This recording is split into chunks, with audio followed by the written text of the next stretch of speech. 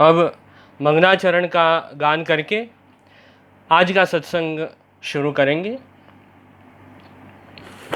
चिंता संतान हंतारो यत्पादाम्बुजरेण वः स्वीयानान्तान् निजाचार्यान् प्रणमामि मुहुर्मुहुः।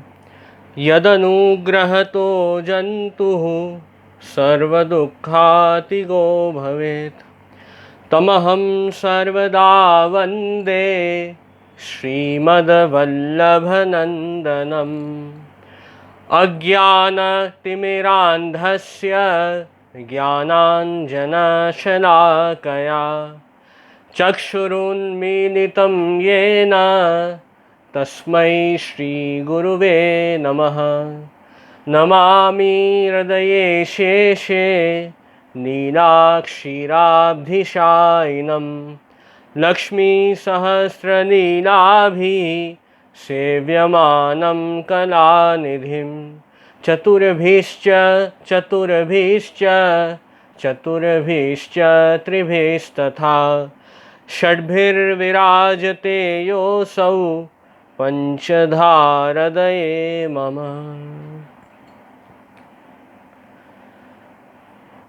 पुष्टिमार्गीय सर्वज्ञः करुणारसपूरितः श्रेष्ठ फल प्रदाता च तस्मै श्री गुरुवे नमः। श्री कृष्णं परमानंदं दशनीनायुतं सदा सर्वभक्त समुद्धारे विस्फुरन्तं परम नुमः। नमो भगवते तस्मै कृष्णायाद्भुत कर्मणे रूप नाम विभेदेन जगत क्रीडति यो यतः। तो आज बहुत ही आनंद की बात है कि आज विशेष सत्संग के लिए हम सब एकत्रित हुए हैं। आज जो अपना शनिवार का सत्संग है उसमें हम जो वैष्णवों की वार्ता है उसका हम सत्संग करते हैं। आप सब वैष्णव जुड़ रहे हो बहुत समय से, तो आपको पता ही होगा। तो आज भगवदियों के चरित्र के ऊपर कुछ विचार करेंगे और भगवदियों की वार्ता समझेंगे। हमारे जो आदर्श जो वैष्णव हुए हैं 84,252 वैष्णव, जिन्होंने पुष्टि फल को प्राप्त किया है, ऐसे ये सब भगवदीय हैं। तो इनके चरित्र भी हम पढ़ें ऐसे वैष्णवों के, तो भी हमें बहुत जानकारी मिलती है, बहुत कुछ जानने मिलता है कि हमें अपना जीवन कैसा बनाना है, अभी हमारा जीवन कैसा है और ये वैष्णवों का जीवन कैसा है। तो ये वार्ता का सत्संग हम करते हैं, भगवदियों की वार्ता पढ़ते हैं, उससे हमें नई नई बातें जानने मिलती हैं कि एक वैष्णव का जीवन कैसा होता है। और वार्ता तो कई बार पढ़ते हैं, जितनी बार पढ़ते हैं हर बार कुछ नया समझने मिलता है। इसलिए कहते हैं कि सत्संग तो रोज करना है, प्रतिदिन नित्य नियम से हमें सत्संग करना है। और प्राचीन वैष्णवों का तो ये क्रम रहा ही है कि रोज शिक्षा पत्र, वैष्णवों की वार्ता, षोडश ग्रंथ, भागवत जी, ऐसे अलौकिक ग्रंथों का सत्संग तो रोज ही करते हैं। तो हमें वही प्राचीन वैष्णवों की जो परंपरा है सत्संग की, उसे हमें आगे ले जाना है और हमारे अंदर भी हमें वो वैष्णवी संस्कार लाने हैं, जिससे हम भी पुष्टि भक्ति मार्ग में चले और पुष्टि फल को प्राप्त करें। तो ये मुख्यता है।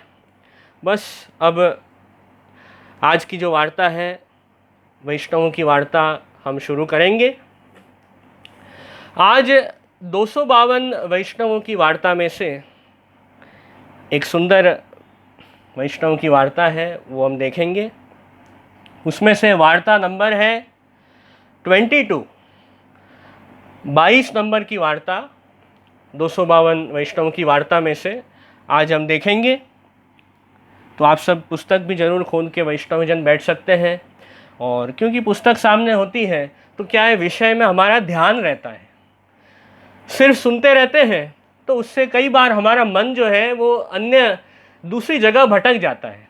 कान से तो हम सुन रहे हैं पर मन जो हमारा कोई और ही जगह कोई अन्य विचार में फंसा हुआ है, ऐसा हो सकता है। पर आप कान से सुने और सामने पुस्तक रखें तो फिर आपका जो मन है, आपका ध्यान है, वो जो विषय चल रहा है उसी में रहेगा। इसलिए ऐसा आग्रह रखते हैं कि सामने कुछ हो तो अच्छी बात है, नहीं है पुस्तक तो भी कोई चिंता करने की बात नहीं है। पुस्तक नहीं है तो आपका कर्तव्य है कि आपको पूरे ध्यान से सुनना है, बस। और कोई विशेष और कोई ज़्यादा चिंता नहीं करनी है। तो बस अब सत्संग शुरू करेंगे। आज जो वार्ता है वो विरक्त वैष्णव की वार्ता है। अब श्री गोसाई जी को सेवक एक विरक्त जो व्रज में पर्यटन करतो, तिनकी वार्ता को भाव कहते हैं। विरक्त वैष्णव की वार्ता है, जो ये वैष्णव जो व्रज में, जो व्रज भूमि में है, वहाँ पे सदा परिक्रमा करते हैं, व्रज की सतत परिक्रमा करते रहते हैं। ऐसे ये श्री गोसाई जी के कृपा पात्र वैष्णव है। भाव प्रकाश ये सात्विक भक्त है, लीला में इनको नाम रसिका है। ये भगवद रस में सदा मगन रहते हैं। अब ये जो 84,252 वैष्णव हैं, इन वैष्णवों का प्रभु की नित्य लीला में क्या स्वरूप है, वो भी श्री हरिराय जी ने हमें भाव प्रकाश में समझाया है कि ठाकुर जी की नित्य लीला जो व्यापी वैकुंठ है, जो प्रभु का धाम है, वहाँ व्यापी वैकुंठ में तो सतत प्रभु की लीला चलती रहती है। प्रभु की लीला कभी रुकती नहीं है, हमेशा चलती रहती है। ऐसी ये प्रभु की नित्य लीला है, जहाँ काल का भी प्रवेश नहीं है। काल तो प्रभु के वश में है, काल तो प्रभु का सेवक है, तो वहाँ काल का भी प्रभाव प्रभु की लीला में नहीं पड़ सकता है। प्रभु की लीला तो सतत चलती रहती है। तो ऐसी जो प्रभु की नित्य लीला व्यापी वैकुंठ में चलती है, वहाँ पे ये जो विरक्त वैष्णव है, उनका स्वरूप है, उनका नाम है रसिका। अब ऐसा नाम है क्योंकि ये भगवदीय है, वो सतत भगवद रस में मग्न रहते हैं, ठाकुर जी के रस में हमेशा डूबे हुए रहते हैं। ऐसे ये भगवदीय है, हमेशा प्रभु का ही चिंतन करते हैं, प्रभु की सेवा करते हैं, इसलिए इनका नाम ही रसिका पड़ गया। जो भगवद रस में छके रहे वो रसिक और रसिका। तो ऐसे यहाँ पे ये वैष्णव की भावना बताई है, लीला का स्वरूप समझाया है। अब आगे वार्ता शुरू होती है। पूर्व भारत में इनका जन्म होता है और ये बालपने ते ही वैराग्य दशा में रहते, खाइवे पीवे की कछु सुधी नहीं, माता पिता जो खाइवे को देवे सो खाए, जो पहनवे को देवे सो पहरे। ऐसे ये वैष्णव है। मतलब क्या है, बचपन से ही, बालपन से ही ये विरक्त वैराग्य दशा में रहते। मतलब बचपन से ही इनको ज़्यादा संसार में अटैचमेंट नहीं था, ज़्यादा संसार में आसक्ति थी नहीं। ऐसे ये विरक्त हैं। अभी तो श्री गोसाई जी के सेवक भी नहीं हुए हैं, उसके पहले से ही इनकी ऐसी विरक्त दशा रहती है। ऐसे यहाँ वार्ता आ रही है। मतलब अभी श्री गोसाई जी के सेवक नहीं हुए हैं, फिर भी इतना हृदय में भगवत भाव है तो श्री गोसाई जी के सेवक हो जाएंगे। उसके बाद तो भगवत भाव और बढ़ जाएगा श्री गोसाई जी की कृपा से। वो बात यहाँ हम देख सकते हैं।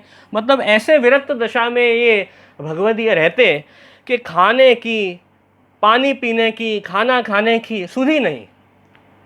मतलब उनको ध्यान ही नहीं है कि मुझे खाना खाना है, पानी पीना है, वो उन्हें याद ही नहीं है। वो तो बस उनका मन तो ठाकुर जी में लगा हुआ है। ऐसे ये भगवदीय है। और जो कपड़े पहनने को माता पिता देते वो पहन लेते, ज़्यादा कुछ उन्हें शौक़ नहीं था, ज़्यादा कुछ मौज शौक़ भी थे ही नहीं उनके। ऐसे बचपन से ही विरक्त दशा में रहते और जहाँ कहूँ कथा वार्ता होए तहाँ जाते। और जहाँ भी ठाकुर जी की कथा होती, जहाँ कहीं सत्संग होता, वहाँ पे दौड़ के सामने से पहुँच जाते। ऐसे ये भगवदीय है। क्योंकि पहले ही हम देख गए रसिका है तो सत्संग के तो रसिक हैं। तो और कुछ इनको शौक़ नहीं है ये भगवदीय को। खुद के देह के सुख का भी विचार नहीं करते हैं कि मैं अपने आप को कैसे कंफर्टेबल रखूं, कैसे लग्जरी में मैं खुद रहूं। वो कोई विचार ये भगवदीय को नहीं है। खुद का विचार तो, खुद के सुख का विचार तो बिल्कुल नहीं है। केवल मन में एक ही विचार है कि मुझे सत्संग कब मिलेगा, भगवत कथा मैं कब सुनूंगा। यही ताप भाव ये वैष्णव के हृदय में है। तो जैसे ही इनको पता चलता कि यहाँ घर के पास ही भगवत कथा हो रही है, सत्संग हो रहा है, तो सामने से जाते और भगवत कथा सुनते। ऐसे इनको तानावेनी है, ऐसा ताप भाव है भगवत कथा सुनने के लिए। अब ऐसी ये वैष्णव की दशा है। सो माता पिता बेटा की यह दशा देखी कि बड़ी चिंता करन लागे। अरे या को ब्याह कैसे होएगो, या को तो शरीर सुख को विचार नहीं है। अब ये जो भगवदीय है विरक्त, ये तो अपनी भक्ति में मस्त रहते, ठाकुर जी की भक्ति में सदा मस्त रहते, प्रभु का स्मरण करते, बस आनंद में रहते, उनको कोई चिंता नहीं है। पर उनके माता पिता हैं, वो बहुत चिंता करते हैं कि अरे अभी तो हमारा बालक बहुत छोटा है और इसका विवाह कैसे होगा बालक का। अब देखो ये खुद के शरीर सुख का तो कोई विचार ही नहीं करता है, इसका जीवन ये कैसे जिएगा, क्या होगा। माता पिता पूरे दिन चिंता किया करते, पर ये विरक्त हैं, ये भगवदीय है, इनको तो कोई चिंता नहीं है। ठाकुर जी की लीला का स्मरण कर रहे हैं और बस आनंद में डूबे हैं। ऐसे ये भगवदीय हैं। सो यों करत वर्ष 20 के भय, अब धीरे धीरे बड़े हो रहे हैं, तो 20 वर्ष की इनकी उम्र हुई। तब एक संग मथुरा जी को चले। तब इनके मन में आई जो होहूँ या संग के साथ मथुरा वृंदावन दर्शन को जाऊं तो आछो है। अब एक बार बहुत सारे भगवदीय, बहुत सारे वैष्णव साथ मिलकर व्रज में जा रहे थे। मथुरा, वृंदावन, गोकुल, गिरिराज जी, ऐसे जो व्रजभूमि है, व्रज स्थली है, प्रभु की लीला स्थली है, प्रभु का धाम है, वहाँ पे सब वैष्णव मिल के जा रहे हैं कि चलो व्रज के दर्शन करी आवे। थोड़े थोड़े समय में प्रभु की लीला स्थली में जाएं, व्रज भूमि के दर्शन करें, श्री महाप्रभु जी के बैठक के दर्शन करें, ठाकुर जी के मंदिर के दर्शन करें, जिससे हमारी संसार में रही हुई जो अटैचमेंट है, जो भोग दृष्टि है, वो छूटे, वो कम हो और ज़्यादा से ज़्यादा समय ठाकुर जी के भगवत संबंधी कार्य में बीते। ऐसी भावना होती है वैष्णवों को, और वही भाव से व्रज में जाते हैं वैष्णव, वही भाव से श्रीनाथ जी द्वार जाते हैं, गुरु के पास जाते हैं कि कुछ भगवत भाव हमारा बढ़े और संसार जो दुख है, संसार आसक्ति, जो सांसारिक दुख है, उससे हम छूटें और मन प्रभु में लगे, भगवत भाव बढ़े। ऐसी भावना होती है वैष्णवों की। तो उसी भाव से सब वैष्णव मिल के जा रहे हैं व्रज में। अब ये भगवदीय हैं, विरक्त हैं, उनको मन में इच्छा हुई, उनको भी मन में ऐसा भाव जगा कि देखो ये सब वैष्णव जा रहे हैं व्रज में, तो मैं भी इनके साथ चला जाऊं, मेरा भी कार्य सिद्ध हो जाएगा, मैं भी प्रभु के दर्शन कर लूँगा। क्योंकि कई बार क्या होता है, वैष्णवों को देखकर, वैष्णवों की जो जीवन शैली होती है, जो दिनचर्या होती है, अपने गुरु की जो दिनचर्या होती है, उनकी जो लाइफस्टाइल होती है, वो देख के हमें प्रेरणा मिलती है कि हमें किस प्रकार अपनी लाइफस्टाइल, अपनी दिनचर्या रखनी चाहिए। कई बार ऐसा होता है, हमको मन में ज़्यादा कुछ पता नहीं होता है, पर हम जब देखते हैं कि वैष्णव क्या कर रहे हैं, हमारे गुरु कैसे रहते हैं, उनकी दिनचर्या एक बार हम देख लेते हैं, उनका जीवन देखते हैं, जीवन शैली, तो हमें बहुत कुछ समझने मिलता है कि नहीं, ये हमारे जो महापुरुष हैं वो ऐसे अपना जीवन जी रहे हैं, तो हमें भी ऐसे जीना है। तो ऐसे ये भगवदीय तो सबको देख के सबके साथ जुड़ गए और फिर व्रज में आ गए। सबसे पहले मथुरा जी आए, वहाँ पे विश्राम घाट पे आए, श्री यमुना जी के दर्शन किए, श्री यमुना पान किया, खुद को धन्य महसूस करने लगे कि मैं तो बहुत भाग्यशाली हूँ जो व्रज में आ पाया हूँ। और प्रभु की ऐसी कृपा कि जिस समय ये विरक्त व्रज में आए, उसी समय आप श्री गोसाई जी व्रज में ही विराज रहे थे, मथुरा में। और विश्राम घाट से थोड़ी दूर श्री गोसाई जी आप विराज रहे हैं। ता समय श्री गोसाई जी तहाँ श्री सुबोधनी जी की कथा कहते थे। उस समय श्री गोसाई जी आप सब वैष्णवों को, सब भगवदियों को सुबोधनी जी की कथा आप सुना रहे थे श्री गोसाई जी। क्योंकि भागवत जी का जो रहस्य है, भागवत जी में जितनी भी प्रभु की लीलाएं हैं, उन सब लीलाओं का तात्पर्य, उन सब लीलाओं का भाव श्री महाप्रभु जी ने हमें समझाया है। सुबोधनी जी में तो श्री गोसाई जी, श्री महाप्रभु जी का तो रोज का नियम है कि रोज नित्य नियम से आप श्री वल्लभ और श्री गोसाई जी आप सब वैष्णवों को भागवत की कथा सुनाते। भागवत का जो मर्म है, सुबोधनी जी में जो भागवत का रहस्य बताया है, वो आप सब वैष्णवों को सुनाते, जिससे सभी भगवदीय लाभान्वित होते, सब प्रभु की कथा सुनते। तो ये तो श्री गोसाई जी, श्री महाप्रभु जी का रोज का नियम है। जो वैष्णव श्री गोसाई जी के साथ रहते, जो आप श्री के सन्मुख आते, रोज आपकी अमृत वाणी सुनते। तो अब ये विरक्त हैं, ये आए हैं, कहीं से पता चला कि श्री गोसाई जी आप भागवत कथा कह रहे हैं, तो वो भी बैठ गए कथा में और सुनने लगे। सुबोधनी जी रसपान उन्होंने सुना। सुनते ही मन में ऐसा भाव हुआ, ये विरक्त को मन में कहन लाग्यो, जो मैंने कथा तो बहुत सुनी है, अभी तक के मेरे जीवन काल में मैंने बहुत कथाएं सुनी हैं, पर ये आज को सुख कभू नहीं पायो। आज जैसा सुख का अनुभव मुझे हुआ है, श्री गोसाई जी के मुख से जो अमृत वाणी मैंने आपकी सुनी है, ऐसा सुख तो अभी तक मुझे नहीं आया है। ऐसे ये विरक्त कह रहे हैं। तब श्री गोसाई जी ताते इनके सेवक होए, नित्य कथा सुनिए तो आछो है।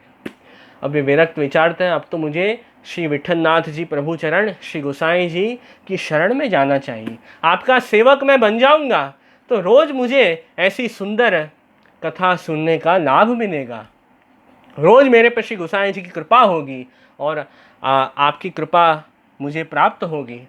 इस भाव से उनके मन में ऐसा भाव जगा कि मैं भी श्री गोसाई जी का सेवक हो जाऊं। तो यहाँ जो बात आई कि आज श्री गोसाई जी के मुख से कथा सुनने में जो आनंद आया, वो आनंद तो अभी तक आया ही नहीं है। अनेक व्यक्तियों के मुख से इन्होंने कथा सुनी, पर श्री गोसाई जी, श्री महाप्रभु जी जो अलौकिक वाणी, अमृतमयी वाणी जो भक्तों को सुनाते हैं, वैसा आनंद तो कहीं भी नहीं आएगा, ऐसे वैष्णव कह रहे हैं। क्यों ऐसा? उसका कारण है, उसका भाव है कि भगवान भी भगवत गीता में आज्ञा करते हैं। भगवत गीता के 15वें अध्याय में भगवान क्या आज्ञा करते हैं? सर्वस्य चाहम हृदि सन्निविष्टो मत्तः स्मृति ज्ञानम अपोहनम च वेदैश्च सर्वै अहमेव वेद्यो वेदांत कृत वेद विदेव चाहम। ऐसे भगवत गीता में 15वें अध्याय में वर्णन है, जहाँ साक्षात भगवान कृष्ण आप आज्ञा कर रहे हैं कि मैं सभी प्राणियों के हृदय में अंतर्यामी स्वरूप से विराजमान हूँ और मेरे द्वारा ही, मेरे कारण ही सभी व्यक्तियों को, सभी मनुष्यों को ज्ञान हो रहा है। हमें जो ज्ञान होता है हर वस्तु का, वो भगवान के कारण हो रहा है। प्रभु के द्वारा ही हम हर वस्तु का ज्ञान प्राप्त कर सकते हैं। ऐसे प्रभु आज्ञा करते हैं, सबके हृदय में विराजते हैं, अंतर्यामी हैं। वेदैश्च सर्वै अहमेव वेद्यो वेदांत कृत वेद विदेव चाहम। और जितने भी शास्त्र हैं, वेद इत्यादि, वेद, भगवत गीता, भागवत, इन सब शास्त्रों में जानने योग्य तत्व कौन है? तो कहा सब शास्त्रों के द्वारा जानने योग्य तो भगवान कृष्ण है, क्योंकि भगवान कृष्ण का ही स्वरूप ये सब शास्त्रों में बताया है।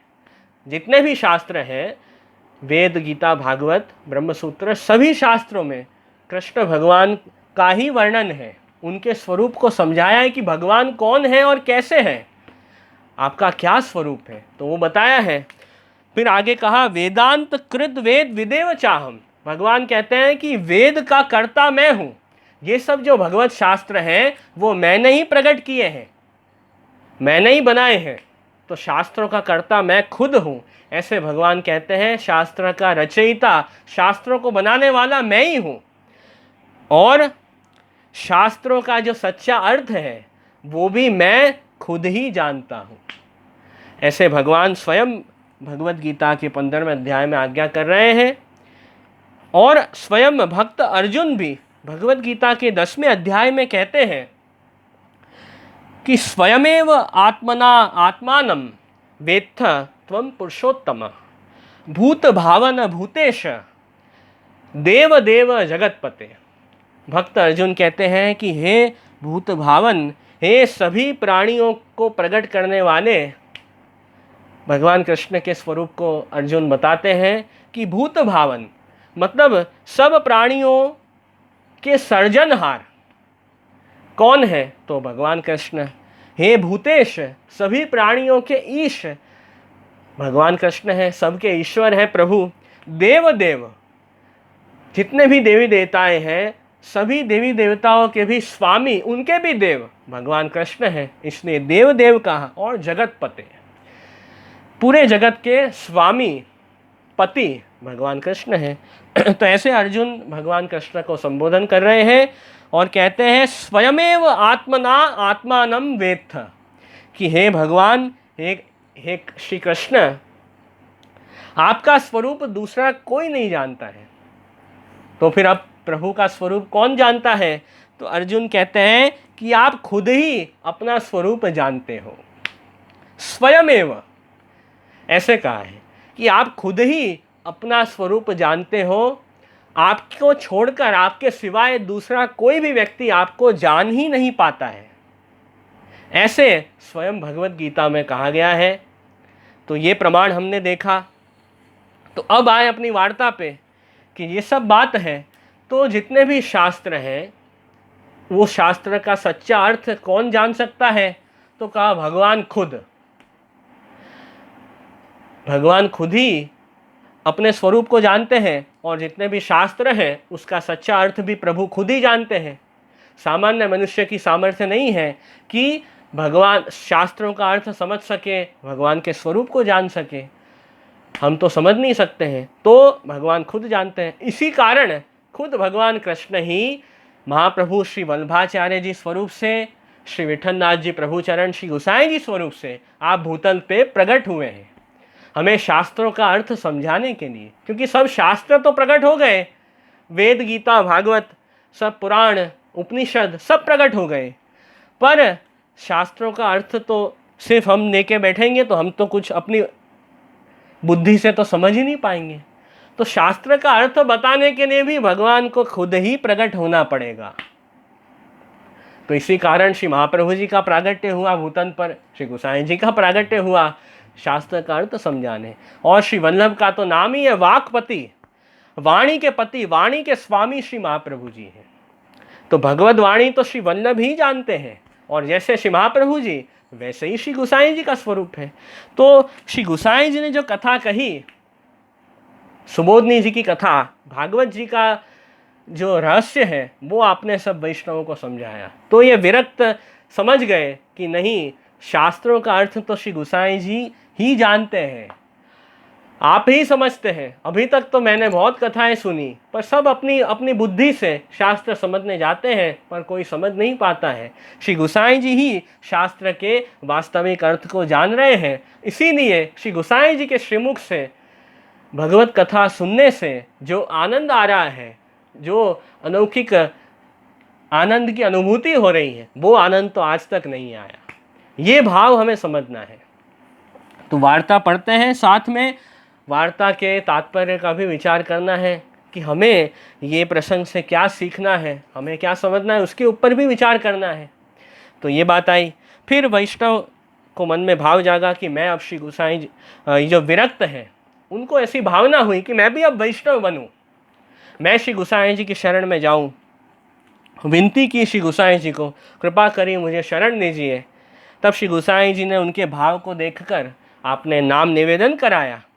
नाम दीक्षा, अष्टाक्षर मंत्र की दीक्षा, निवेदन मतलब ब्रह्मसमन की दीक्षा, वो आपने उनको प्रदान की।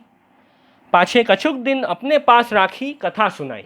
कुछ दिन श्री गोसाई जी के पास ही ये विरक्त वैष्णव रहे और रोज आपके मुख से भगवत वार्ता, भगवत कथा, सब ग्रंथों का ज्ञान उन्होंने श्री गोसाई जी से प्राप्त किया, पुष्टि मार्ग का स्वरूप समझा, सब ग्रंथ समझे। फिर कथा के मिश करी श्री गोसाई जी वाको ब्रज के स्वरूप को अनुभव करायो। अब श्री गोसाई जी इतने कृपालु हैं कि सब ज्ञान श्री गोसाई जी ने ये विरक्त वैष्णव को दिया। फिर अंत में व्रज के स्वरूप का जो अनुभव है वो भी श्री गोसाई जी ने करवाया और याके व्रज को स्वरूप हृदयारूढ़ हो ही गयो। प्रभु के स्वरूप का ऐसा ज्ञान श्री गोसाई जी ने ये विरक्त वैष्णव को कराया कि व्रज का जो स्वरूप है, प्रभु का जो स्वरूप है, वो इनके अंदर हृदयारूढ़ हो गया और व्रज के भाव में सदा मग्न रहते, सदा प्रभु की लीलाओं में, व्रज भूमि में सदा इनका मन रहता। इसलिए कहते हैं सदा मन श्री गोकुल में रहिए। अपने आश्रय कीर्तनों में आता है कि मन तो सदा गोकुल में रखना ही चाहिए। भले शरीर से तो जब जा पाए तब जाते हैं हम व्रज भूमि में, गोकुल में, पर मन तो सदा हमें व्रज में ही रखना है। ऐसे कहा है तो ऐसे ये वैष्णव है, श्री गोसाई जी कृपा से सदा मन प्रभु में ही है। पाछे श्री गोसाई जी की आज्ञा मांगी, विरक्त दशा सो व्रज में विचरण लागे। अब विरक्त वैराग्य दशा में रहते और ये वैष्णव विरक्त एक ठोर व्रज में कहीं बैठ तो नहीं, फिरियो करते। अब एक जगह कहीं रहते नहीं, घूमते रहते। जितने भी व्रज के स्थल हैं वहाँ पे रोज कोई ना कोई स्थल में ये वैष्णव जाते, रोज व्रज में जाके ठाकुर जी की लीला का स्मरण करते, ऐसे आनंद करते वैष्णव। अब जब ये श्री गोसाई जी के सेवक हुए, उस समय ब्रह्मसमन दीक्षा प्राप्त करके इन्होंने श्री गोसाई जी से विनती करी, महाराज मुझको कछु सेवा पधराऊँ, कुछ ठाकुर जी की सेवा मैं करूं, ऐसी कृपा आप मुझ पर कीजिए। तब श्री गोसाई जी इनसे कहें, जो तुम तो एक ठोर कहूँ रहत नहीं, तो ठाकुर जी की सेवा कौन भांति करोगे। अब श्री गोसाई जी पूछते हैं कि आप एक जगह पे कहीं स्थिर तो रहते नहीं हो, व्रज भूमि में, व्रज के स्थल में घूमते रहते हो, व्रज परिक्रमा करते रहते हो, तो प्रभु की सेवा आप कैसे करोगे। तब इन्होंने श्री गोसाई जी से विनती करी, जो महाराज हो तो या प्रकार व्रज में फिरूंगा, व्रज की परिक्रमा में करूंगा, साथ ही मैं ठाकुर जी को भी पधराऊंगा। मतलब जहाँ मैं जाऊंगा मेरे साथ मेरे ठाकुर जी, मेरे प्रभु भी विराजेंगे।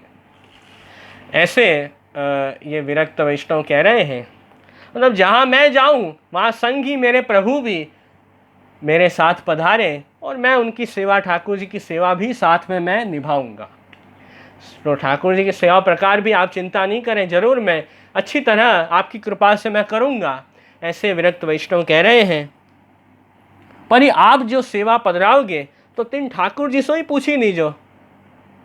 अब विरक्त वैष्णव ने कहा कि भले आप मेरे माथे सेवा पधराओगे तो आप तो ठाकुर जी को भी आप पूछ लेना कि आप मेरी सेवा, मेरे माथे विराजने के लिए, मेरी सेवा स्वीकारने आप प्रसन्न तो है ना। मतलब प्रभु की इच्छा है ना कि मेरी सेवा स्वीकारे, मेरे साथ पधारे सब जगह।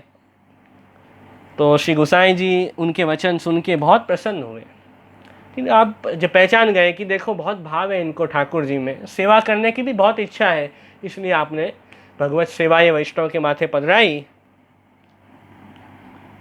ऐसे कृपा पात्र जीव है, सो इनके माथे श्री नवनीत प्रिय जी की सेवा पधराए। श्री नवनीत प्रिय जी ठाकुर जी श्री गोसाई जी ने इनके माथे पधराए। बाल स्वरूप है ठाकुर जी का। श्री नवनीत जो प्रभु को बहुत प्रिय है, ऐसे बाल स्वरूप से ठाकुर जी विराज रहे हैं, इसलिए श्री नवनीत प्रिय जी आपका नाम है। सब बाल लीलाएँ जितनी भी भागवत जी में आती हैं वो सब श्री नवनीत प्रिय जी ने की है। वो भाव से हम वो लीला की भावना रखते हैं, बाल भाव से प्रभु का स्वरूप है। सो तीन श्री नवनीत प्रिय जी को विरक्त अपनी शक्ति प्रमाण सेवा कर तो, सो सब सेवा भाव संयुक्त करें। तो ठाकुर जी भी बहुत प्रसन्नता से विराजते और ये वैष्णव की सेवा स्वीकारते। तो ऐसे यहाँ पे वार्ता में वर्णन है। तो जहाँ जाते, जहाँ भी ब्रज के स्थल में जाते, ठाकुर जी उनके संग पधारते। ऐसी रीत ये वैष्णव ने की है। तो हमें भी ये समझना है, कई बार होता है कि हम भी ठाकुर जी की सेवा सब वैष्णव घर में करते हैं। कई बार ऐसा होता है कि पूरे परिवार को साथ में भार्गव जाना पड़ता है। तो फिर वैष्णव विचारते हैं कि अब ठाकुर जी की सेवा कैसे पहुँचे, क्या करें। तो यदि जहाँ भी भार्गव आप जा रहे हो, यदि वहाँ पे ऐसी व्यवस्था है कि आप ठाकुर जी की सेवा कर सको, मतलब जहाँ भी आपका मुकाम होगा भार्गव में, वहाँ ऐसी व्यवस्था हो कि आप प्रभु की सेवा पहुँच सको, तो ज़रूर ठाकुर जी साथ में पधरा के आप जाओ भार्गव में, झांपी जी में प्रभु को पधरा दो। सब प्रभु का जो भी श्रृंगार है, जो भी साहित्य है, वो सूक्ष्म आप साथ में रखो और वहाँ भार्गव में जहाँ आप मुकाम है वहाँ सेवा पहुँच सकते हो ठाकुर जी की। यदि ऐसा हो कि सभी परिवार के सदस्यों को बाहर जाना हो, दूसरा कोई सेवा पहुँचने वाला नहीं है, तो ज़रूर ठाकुर जी को साथ पधराना चाहिए। भार्गव में पधरा सकते हो आप झांपी जी में। और यदि कई बार होता है कि हम भार्गव जाते हैं, वहाँ पे इतनी व्यवस्था होती नहीं है कि हम ठाकुर जी की सेवा कर सकें, ठाकुर जी की सब वस्तु मिले, पवित्रता से प्रभु की सेवा हो सके। ऐसी कई बार भार्गव में अनुकूलता नहीं होती है, व्यवस्था नहीं होती है। तो उस स्थिति में ठाकुर जी को भार्गव साथ नहीं पधराना है। जहाँ कोई वैष्णव हो हमारे परिचित, उनको ठाकुर जी की सेवा सौंपनी है, पधरानी है कि मुझे कुछ आवश्यक काम आ गया है, मैं थोड़े दिन में आऊँगा भार्गव जाके, आप सेवा मेरी ठाकुर जी की पहुँचना, ऐसे भाव से हमें करना है। वो तो जैसी आपकी परिस्थिति है, जैसी अनुकूलता है, उस अनुसार आपको ही निर्णय लेना है कि क्या करना है इस स्थिति में। तो ये सब विचार भी हमें ज़रूर करना है कि प्रभु विराजते हो, ठाकुर जी की सेवा माथे विराजती हो, तो प्रभु के सुख का विचार तो पहले करेंगे। हम क्या करेंगे वो तो हम विचारते ही हैं, साथ ही हम तो ठाकुर जी के साथ अपना जीवन जी रहे हैं, तो प्रभु का विचार पहले करना है कि ठाकुर जी की सेवा हम कैसे करेंगे, क्या क्या प्रकार रहेगा, वो सब भी हमें सोचना है उसके बारे में। तो प्रभु का सुख निभे ऐसा ही कार्य करना है, वो मैं मुख्य रूप से आपको कहना चाहता हूँ। भार्गव में अच्छी तरह से प्रभु की व्यवस्था मिल जाए तो ज़रूर प्रभु के सुख से सेवा करो। पर व्यवस्था न मिले, प्रभु को श्रम पड़ता हो, प्रभु को परिश्रम पड़ता हो, ऐसे फिर ठाकुर जी को साथ में पधराने का आग्रह न रखें और किसी वैष्णव के यहाँ प्रभु पधरा दें और फिर जाए तो मन में ऐसा ताप रखें कि देखो मैं भार्गव जा रहा हूँ, इतने समय ठाकुर जी से दूर रहूँगा। तो वो मन में ताप भाव भी रखना है प्रभु का, तो वो सब बात समझनी है। तो ये वैष्णव तो अकेले ही थे, विरक्त वैष्णव, ज़्यादा कोई इनका परिवार भी नहीं था, अकेले ही ठाकुर जी की सेवा करते। इसलिए ये वैष्णव तो जहाँ जाते, जहाँ जो भी व्रज के स्थल में जाते, तो ठाकुर जी को साथ में ही पधरा के जाते। ऐसे इनका नियम है ये वैष्णव का। तो ये सब बातें यहाँ आ रही हैं। अब एक दिन अचानक क्या हुआ, ये वैष्णव कोकिला वन में आए। व्रज का स्थल है कोकिला वन, व्रज यात्रा में जाते हैं तो आता है। वहाँ आके अचानक ये वैष्णव को मन में याद आया कि अरे आज तो डोल उत्सव का दिन है, आज तो ठाकुर जी का डोल उत्सव है। अचानक याद आया और मन में बहुत चिंता करने लगे कि आज तो ठाकुर जी का उत्सव है, डोल तो बहुत बड़ा उत्सव है। उन्हें याद ही नहीं था, अचानक स्मरण हुआ कि आज उत्सव है।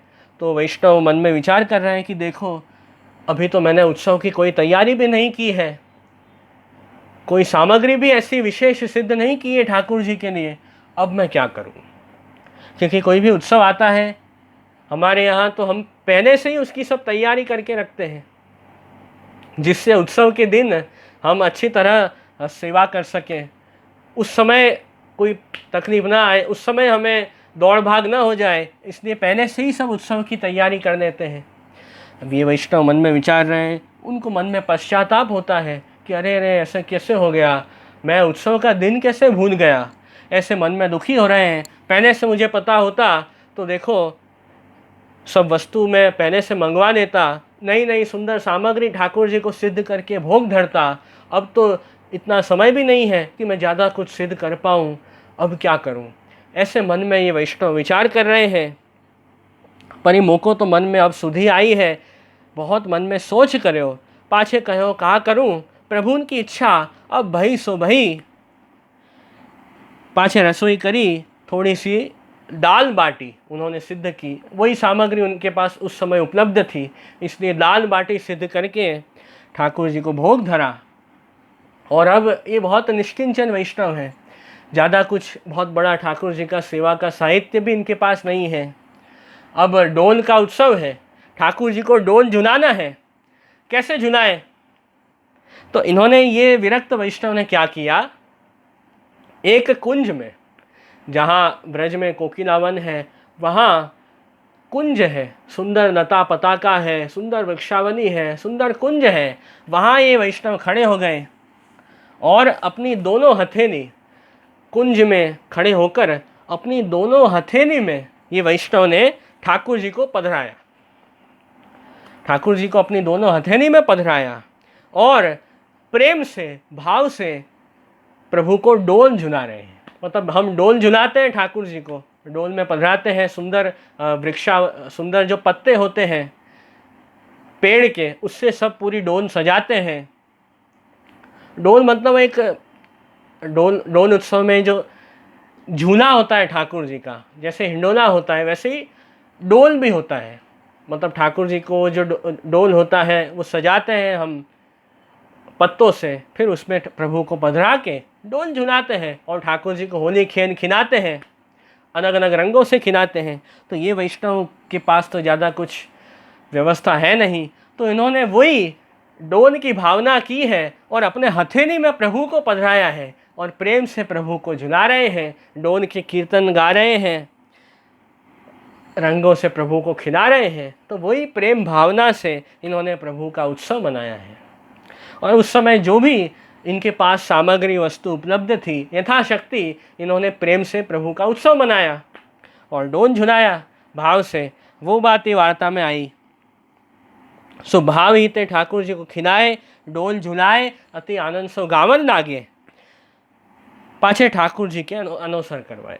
इस प्रकार वैष्णव के पास ज़्यादा कुछ है नहीं, पर जो कुछ भी है वो उन्होंने प्रेम से प्रभु को समर्पित किया है।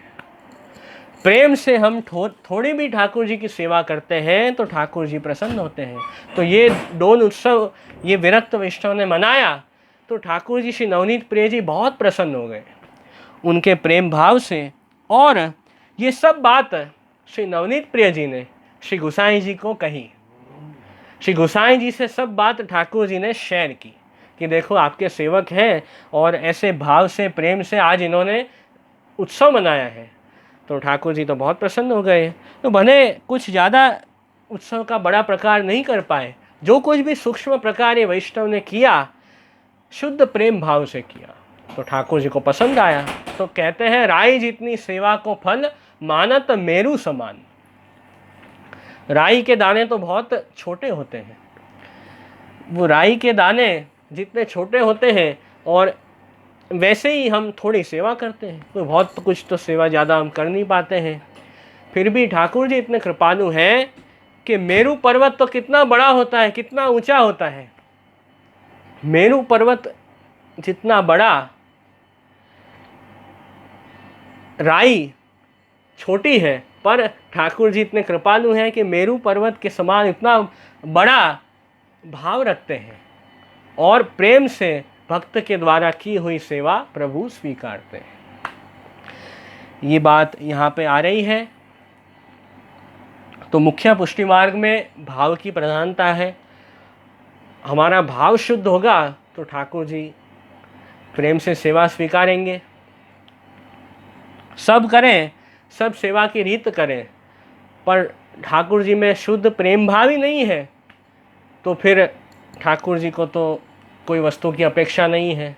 प्रभु तो लक्ष्मी के नाथ हैं। और शास्त्रों में तो कहा गया है किम आसनम ते गरुड़ आसनाय, किम भूषणम कौस्तुभ भूषणाय, लक्ष्मी कलत्राय किम अस्ति देयम, वागीश किम ते वचनीयमस्ति। ऐसे शास्त्रों में कहा गया है कि जिनके पास गरुड़ जी, जिनके आसन है, ठाकुर जी कहाँ विराजते हैं तो गरुड़ जी के ऊपर। गरुड़ जी प्रभु के विराजने का आसन है, प्रभु के भक्त हैं, तो वो तो गरुड़ जी का आसन तो बहुत उत्तम है। वैसा आसन तो हम, वैसे विराजने का स्थान तो हम कहाँ से लाएंगे। हमारी तो इतनी शक्ति सामर्थ्य कहाँ कि हम कुछ भी ठाकुर जी के लिए कर पाए। तो प्रभु तो गरुड़ जी के ऊपर विराजते हैं। और किम भूषणम ते कौस्तुभ भूषणाय, कौस्तुभ मणि भगवान कृष्ण अपने कंठ में धारण करते हैं। कौस्तुभ मणि तो बहुत ज़्यादा अमूल्य मणि है, इतनी कीमती मणि है कि कौस्तुभ मणि के आगे तो सभी दूसरी सब मणि तुच्छ हैं। तो कौस्तुभ मणि प्रभु धारण करते हैं, उनको हम क्या आभूषण धराएंगे, हम तो कुछ नहीं कर सकते हैं। और लक्ष्मी कलत्राय किमस्ति देयम, लक्ष्मी के जो नाथ हैं, लक्ष्मी जी के जो पति हैं, ऐसे भगवान कृष्ण हैं, उनको हम क्या दे पाएंगे। ऐसे भगवान को हम क्या वस्तु समर्पित कर पाएंगे, कुछ भी नहीं। और वागीश किमते वचनीयमस्ति, जो वाणी के पति हैं भगवान कृष्ण, उनकी तो हम क्या स्तुति कर पाएंगे, कुछ नहीं, स्तुति भी हम नहीं कर पाएंगे। तो हर स्थिति में हमें तो दीनता का भाव रखना है, शुद्ध भाव से प्रभु को नमस्कार करना है, दीनता से प्रभु को दंडवत प्रणाम करना है। और ये भावना रखनी कि हे प्रभु, मेरे में ऐसी कोई योग्यता नहीं है कि मैं आपकी सेवा कर सकूं, न मेरे पास ऐसे कोई वस्तु है कि जो मैं आपको सौंप सकूं, जो आपके पास न हो। क्योंकि पूरी दुनिया बनाने वाले जो भगवान, उनको तो कोई वस्तु की कमी नहीं है। ऐसी कोई वस्तु है नहीं, कोई भी वस्तु ऐसी नहीं है जो भगवान के पास न हो, सब कुछ है भगवान के पास। तो फिर क्या चाहिए।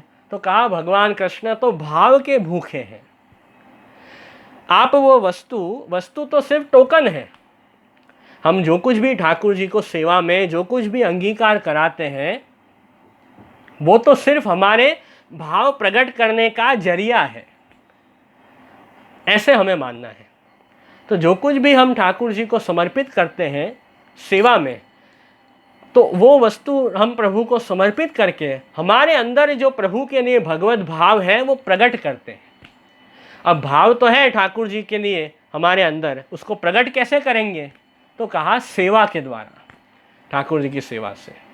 तो जो भी वस्तु हम ठाकुर जी को समर्पित करते हैं, जो भी सामग्री प्रभु को धराते हैं, जो भी सब साहित्य प्रभु को अंगीकार कराते हैं, उसमें रहा हुआ जो प्रेम भाव है वो प्रभु स्वीकारते हैं। हमारे भाव के कारण ठाकुर जी को वस्तु भी अच्छी लगती है, ऐसा है। देखो ये विरक्त वैष्णव की वार्ता हमने देखी, इनके पास तो कुछ भी नहीं था, डोल झुलाने का साहित्य भी नहीं था, केवल अपने हथेली में प्रभु को भाव से पधराकर इन्होंने डोल झुलाया है।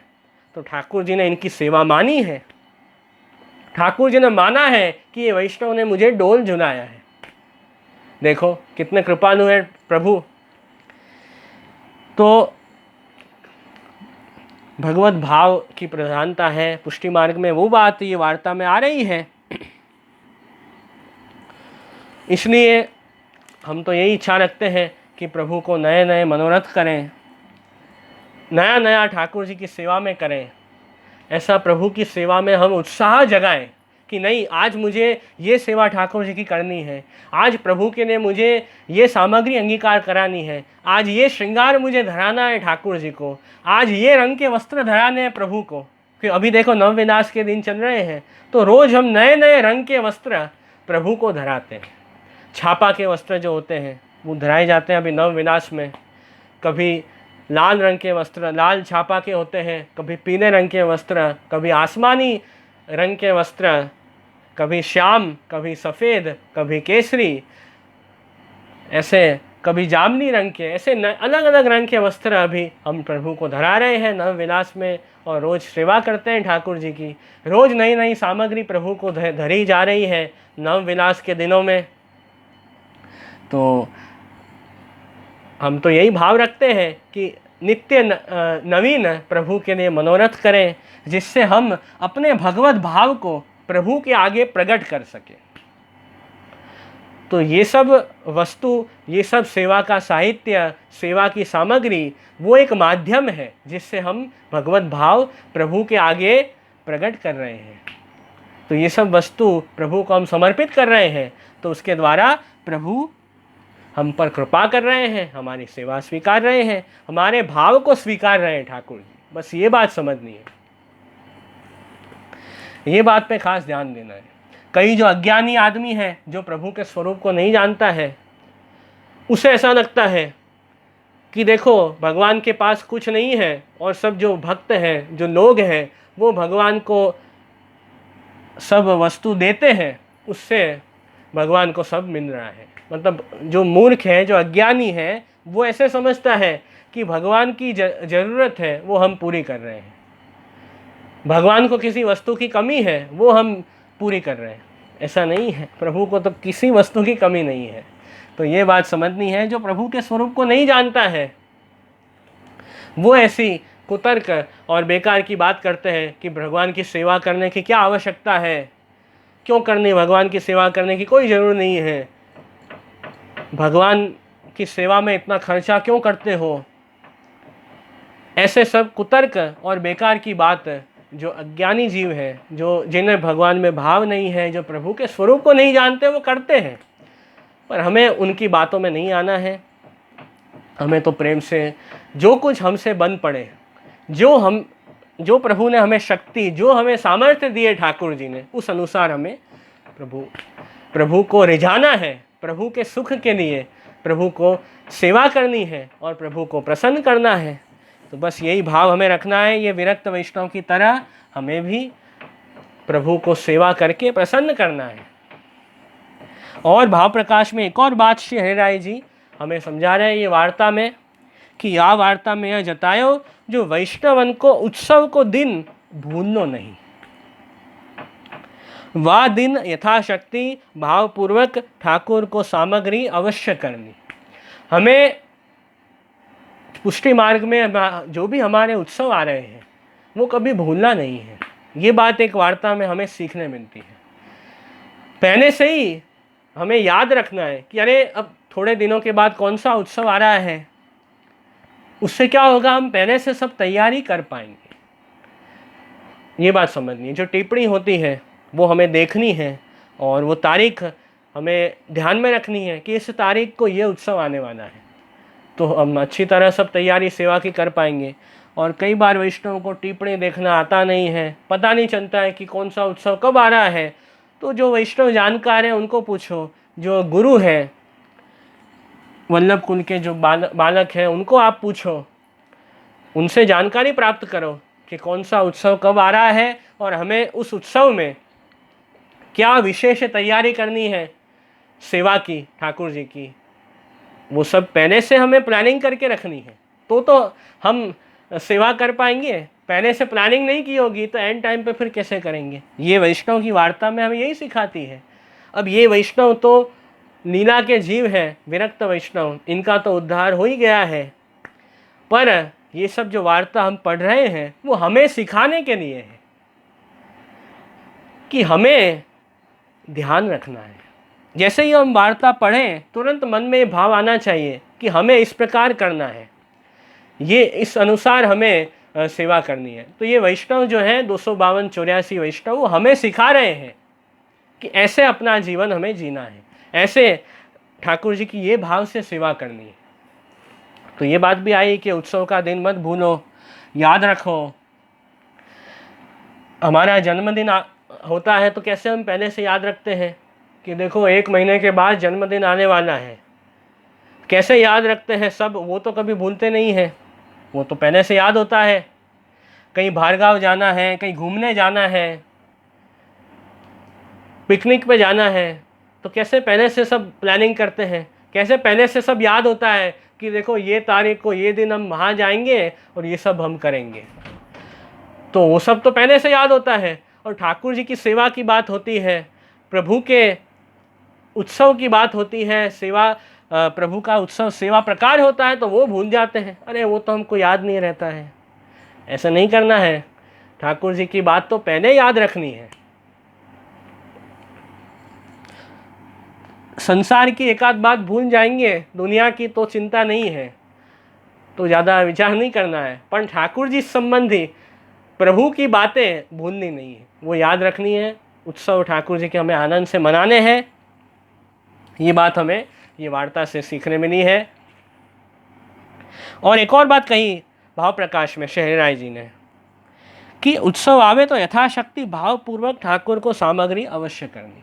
जब उत्सव आते हैं तो बहुत कुछ ज़्यादा हम सामग्री सिद्ध नहीं कर पाए ठाकुर जी के लिए, थोड़ी सामग्री तो जरूर बनानी है यथाशक्ति, एक कोई विशेष सामग्री तो जरूर धरनी है ठाकुर जी को। ये बात है क्यों कायते जो प्रभु बालक है सो उत्सवन को पैंडो देखत है, ताते वैष्णवन को उत्सवन को लोभ सर्वथा न करनो। श्री राय जी कहते हैं कि ठाकुर जी प्रभु तो बालक हैं और प्रभु भी राह देखते हैं कि अभी ये उत्सव आने वाला है और मेरा जो भक्त है वो मुझे ये सामग्री धरेगा, ये भाव से मेरी ये सेवा करेगा। ठाकुर जी भी राह देखते हैं कि कब उत्सव आए और कब मेरा भक्त मेरी सेवा करेगा। प्रभु भी पहले से राह देखते हैं, इसलिए हमें प्रभु को प्रसन्न करना है तो प्रभु की सब बातें याद रखनी है, वो नहीं भूलनी है।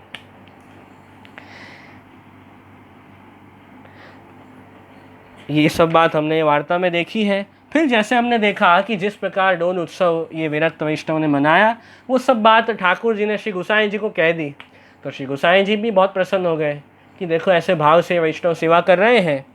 फिर जब ये वैष्णव श्री गोसाई जी के पास आते हैं तब श्री गोसाई जी ने पूछा वैष्णव को कि अरे वैष्णव, अब क्या तुम डोल उत्सव कौन प्रकार मनायो, आपने इस बार डोल उत्सव कैसे मनाया, कुछ बताओ हमको। तब वह वैष्णव ने अपने मन में जानी जो नवनीत प्रिय जी ने प्रभु को जनाई तो सही। वैष्णव जान गए कि देखो ठाकुर जी ने सब बात श्री गोसाई जी को पहले से ही बता दी है। इसलिए वैष्णव कहते हैं महाराज आप तो सर्व जानत हो, ताते आपके आगे कहाँ जनावनो, आप तो सब कुछ जानते हो, आप तो अंतर्यामी हो, ईश्वर हो, आपसे कुछ छुपा हुआ नहीं है, आपके आगे मैं क्या कहूँ। तो गोसाई जी ने कहा बराबर है आपकी बात, फिर भी तेरे प्रकार तो जाने, आपके मुख से मुझे सुनना है कि कैसे आपने उत्सव मनाया है। तब बाने डोल उत्सव को सर्व प्रकार कहो और यहाँ के वचन सुनी श्री गोसाई जी कहे जो तू याहू प्रकार प्रभु को डोल झुलायो हो तो ऊपर बहुत प्रसन्न भयो हूँ। तब बा वैष्णव गदगद कंठ होए श्री गोसाई जी से विनती कियो महाराज मेरी तो यह अवस्था है, पर ठाकुर जी बड़े हैं, ताते आपकी कहानी सो मानी ने थे। और वैष्णव कहते हैं कि ठाकुर जी तो बहुत बड़े हैं और मैं स्वतंत्र रूप से प्रभु तक पहुंच सकूं ऐसा तो है नहीं, तो आपकी कहानी से प्रभु मेरी सेवा स्वीकारते हैं। ऐसे ही वैष्णव ने श्री गोसाई जी को कहा कि आपने मेरा ब्रह्म संबंध, आपने मेरा संबंध ठाकुर जी के साथ जोड़ा है, इसलिए प्रभु की सेवा मैं कर सकता हूँ। ये दीनता ये विरक्त वैष्णव ने श्री गोसाई जी के आगे प्रकट करी कि गुरु के द्वारा, श्री वल्लभ के द्वारा हमारा ब्रह्म संबंध हुआ है, इसलिए श्री महाप्रभु जी श्री गोसाई जी की कहानी से, आपके संबंध से प्रभु हमारी सेवा स्वीकारते हैं। ये बात आई। स्वतंत्र रूप से हम श्री महाप्रभु जी श्री गोसाई जी को भूल के हम चाहें कि हम खुद ही सामने से भगवान तक पहुंच जाएंगे, भगवान को प्राप्त कर देंगे, तो ऐसे तो कभी नहीं होगा। इसलिए ऐसा आग्रह रखते हैं कि ब्रह्म संबंध लेने के बाद गुरु के पास जाके, गुरु के पास से ठाकुर जी का स्वरूप पुष्ट करवा कर गुरु आज्ञा से फिर सेवा शुरू करते हैं, तो वहाँ पे श्री वल्लभ का संबंध आएगा। गुरु को भूल के ऐसे ही अपने आप सेवा चालू कर दी ठाकुर जी को पुष्ट भी नहीं किए हैं, गुरु की आज्ञा भी नहीं ली है, और ऐसे ही अपने मन से प्रभु की सेवा शुरू कर दी, तो वहाँ श्री महाप्रभु जी का संबंध प्रकट नहीं होगा।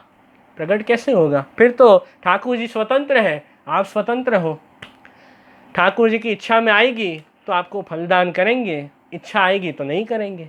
पर यहाँ जब श्री वल्लभ की कहानी से, श्री महाप्रभु जी के संबंध से, श्री वल्लभ की मर्यादा में ठाकुर जी बंधे हुए हैं, तो फिर तो प्रभु जीव को छोड़ नहीं सकते हैं, फिर तो जीव को पकड़ के रखते हैं ठाकुर जी, और उसकी भक्ति प्रभु, उसकी सेवा प्रभु स्वीकारते हैं और प्रेम से भक्त के ऊपर कृपा करते हैं।